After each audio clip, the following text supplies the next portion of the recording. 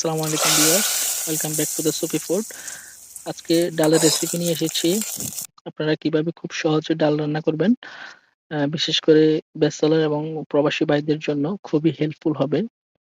আপনারা গ্রামের বাড়িতে যেভাবে মায়ের হাতের ডাল খেতেন, সেম স্বাদের ডাল কিভাবে রান্না করবেন চলুন চলুন দেখে নিই।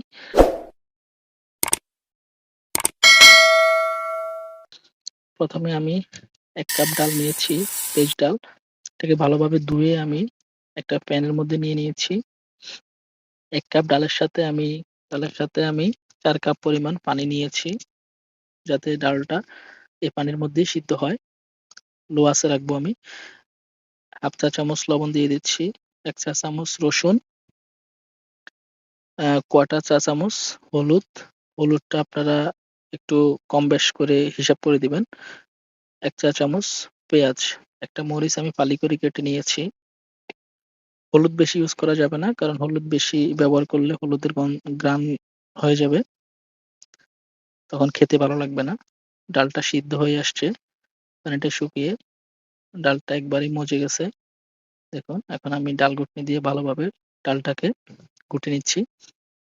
একেবারে যে পর্যন্ত না একবারেই মিশ হয়ে যায়। যত বেশি মিশ করে নিবেন, ঘুটে নিবেন, ততই ডালের টেস্ট ভালো হবে। আপনারা চেষ্টা করবেন খুব ভালোভাবে ডালটা ঘুটে নিতে। দেখুন কত সুন্দর ডালটা ঘুটা হয়ে গেছে।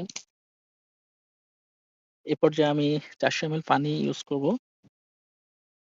আপনারা চাইলে আপনাদের পরিমাণ মতো পানি ইউজ করে নিবেন, কম বেশ করে। আমি ৪০০ ml দিচ্ছি।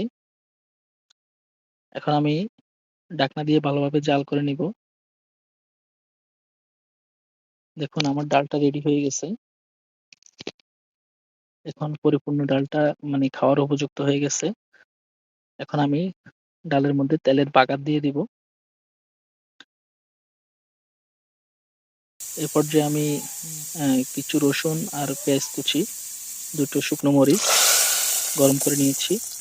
এর মধ্যে ডালের মধ্যে তেল সহ আমি মিক্স করে দিচ্ছি।